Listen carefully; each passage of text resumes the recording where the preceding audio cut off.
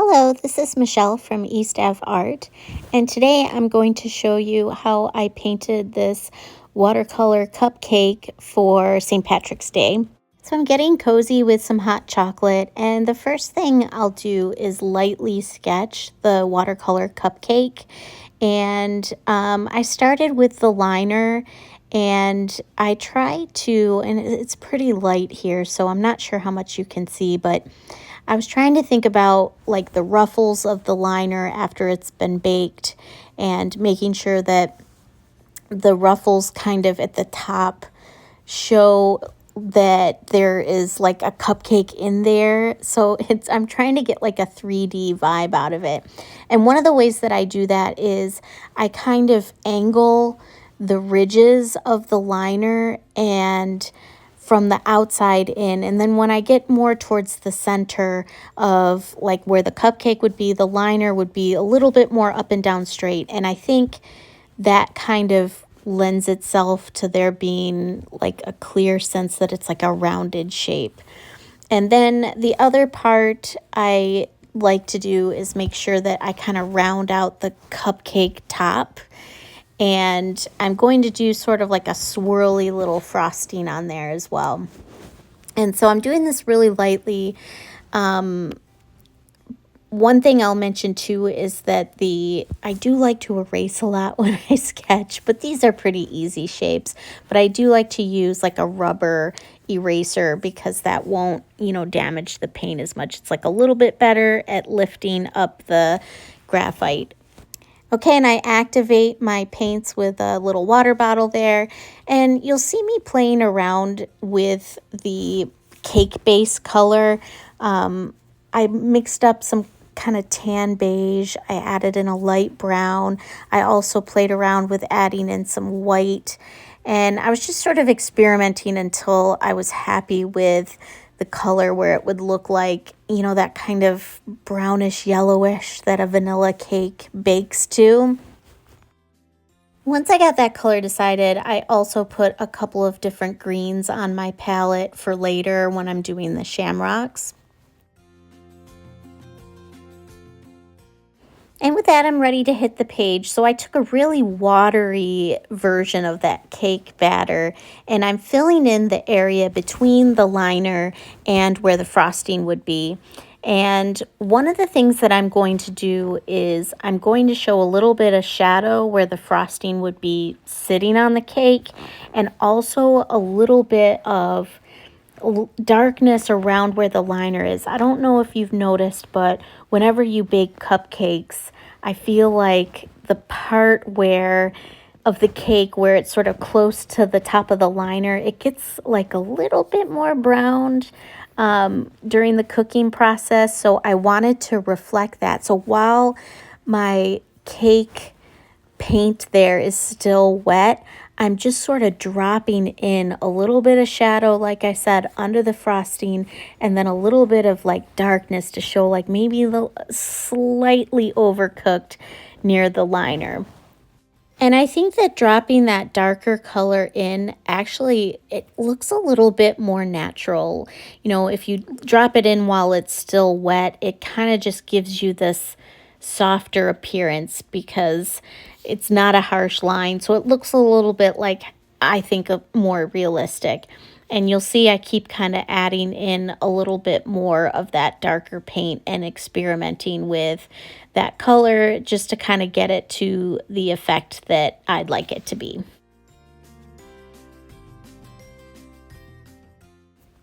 So now that I've finished that section, I'm going to move on to the cupcake liner, and I'm going to use my sort of vanilla cupcake color that I set up there in a very light wash. So it's mostly water with a little bit of the paint, just to kind of see where I'm starting.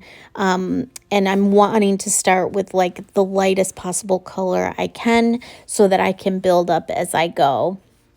One other thing that I decided to do there is to not paint up near the top where the liner would be closest to the cupcake, because if you've looked at cupcakes before, the liner at the top isn't necessarily touching. It makes it easier to peel it apart, right?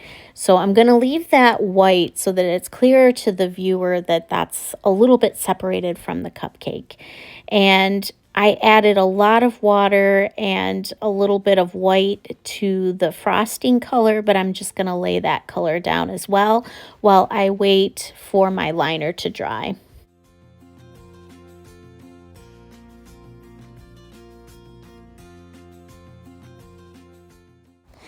Okay, so at this point, I'm going to move on to the cupcake liner, and I'm going to spend the most time on this liner because I think it'll give me the best returns as far as being, sort of adding some realism to my illustration. So I'm going to take this darker color, as you can see, and I'm going to follow some of the lines that I established in my sketch. And so, like I was saying at the beginning of this video, the lines, cupcake liner lines at the center of the cupcake are going to be more straight up and down vertical. But then as I go towards the right of my cupcake, I'm going to put those lines more slanted towards the right. And, just slightly. And the same thing with the left side, it'll be more slanted towards the left. And that's going to give me a little bit more of a sense of like this isn't a rounded object. And I'm playing with the colors and adding some darker colors sort of at the bottom where the liner would have adhered the most to the cake. So I'm kind of just letting that get messy. And so sometimes I'll just put down a darker color and then just scrub the lines a little bit just to kind of give it a blur. And again, towards the top, I'm going to leave it as light as I can because the top of the liner won't really adhere too much to the cupcake, so you won't really see too much of the cupcake showing through there. And that's why it's kind of lighter in that very top part. And I think at the bottom is where you see the cupcakes adhered the most because it's kind of at the bottom of the pan. So that's where you'll see a little bit more of the cupcake and the cake kind of bleeding together, right? So I'm going to take a break from the cupcake liner. Sometimes I just kind of like to move back and forth to different parts of the project so I can see how it's all coming together and, reassess how it looks. And I definitely put too much gray in there that you see me mixing up. I wanted to get a little bit of a shadow color for the frosting to show kind of all of the layers of the frosting and to get a little bit of shadow so that the viewer can kind of see the direction that the frosting is kind of being piped into, kind of like a little bit of a circular thing. And so I just put down like a really, really watery light gray in a couple areas to show that. At this point in my process, I had the idea to add a little bit of green into my liner because I wanted to give the impression that there was like a green sort of like maybe candy or pistachios in my cake as well that would be showing through on the liner. So I'm going to take a few minutes and just dot in some areas where I'd like to see some green show through, and I'm going to let that dry. And then I decided to move back to the frosting, so I'm going to clean off my brush, dry it off a little bit, and then I'm going to rub at the areas where I had put down a little bit of a shadow. I'm just going to kind of scrub, and so that it's not such a harsh line and it looks a little bit more natural. I also decided to build up the shadow color a little bit, so where the liner is meeting the cake and then the shadow that is underneath the frosting. And one of the ways that I do that, because I'm going in now after it's dried and I still don't want those harsh lines, so I'll put down a little bit of the darker color and then I'll clean off my brush and then just kind of like scrub around and like re-wet the area just to sort of give it a little bit more of the wet into wet technique.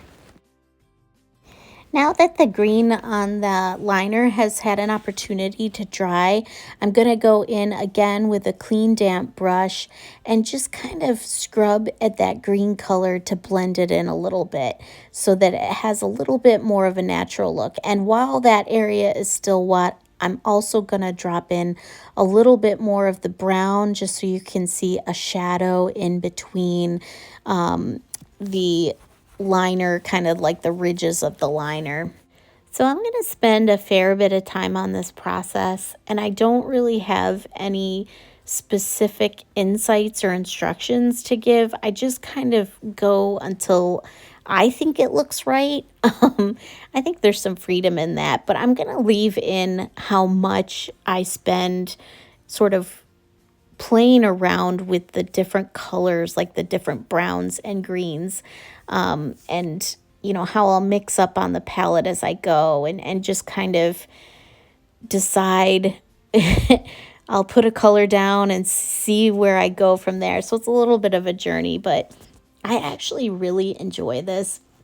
This is like oddly one of my favorite things to paint because I just think cupcakes look so cool, and I like how you can make the liner look like super realistic.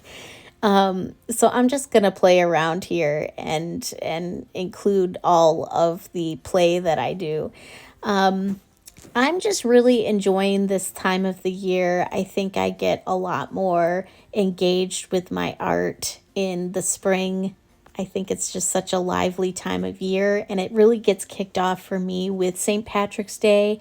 So speaking of St. Patrick's Day, at this point, I'm finally ready to start painting some little shamrocks onto the frosting. I thought that would be kind of like a fun seasonal aspect. So imagine if you'd have like shamrock confetti or sprinkles for your cupcakes, and that's kind of what I'm adding here. So the way that I do shamrocks is pretty basic. I just kind of do like 3 heart shapes, and it's pretty simple. So I'm just going to take a few minutes and spin the painting around as I see fit. That's one thing I always recommend doing is like turn the painting till you get the angle that you want, and turn it back around and see how what you put down looks. And I think that's a really helpful piece of advice that I've heard before, so I'll pass it on. And just as a side note, I'm sorry that my head keeps getting in the frame. Sometimes it's, you start filming and you're not really sure where the camera is in relation to your head. And especially when I'm doing sort of smaller work, like these shamrocks are fairly small, you can see I switched to a size 1 round brush too, just to kind of get the preciseness there, and I'm getting my head closer to my painting, and then it's getting into the frame. So sorry about that. And as you can see, I keep adding shamrocks as I go. And then one way that I'm going to at least finalize the illustration is I put down a little bit of water beneath my cupcake, and then I'm going to put like a kind of an indigo gray at the very, like kind of really close to where the cupcake sits. And that's just going to show a little bit of a shadow, and it's going to give that cupcake like sort of like a place on the page. And then I thought it would be fun to do a little bit of hand lettering underneath, since it is sort of Irish themed. I just hand lettered the word lucky. And one of the things I like to do is what is called faux calligraphy. So that's where you thicken the lines that as you're writing, you're kind of going down, right, or towards yourself. With each line where you go towards yourself, you will thicken it. So I've kind of done that liner. And then what I'll do is I'm actually gonna go in with some watercolor paint and paint in those areas where I chose to thicken the lines. And that way I'm saving my pen. I'm not sure if you've tried to write on cold press watercolor, but it's not super good for your nibs, especially if you have high quality liner pens. You just don't want to be rubbing them over sort of the uneven texture of, watercolor paper that's cold pressed. So once I fill in all of those areas with paint, I also decided that I was going to paint a little shamrock next to the word lucky. So that was kind of the way I chose to sort of finalize this painting.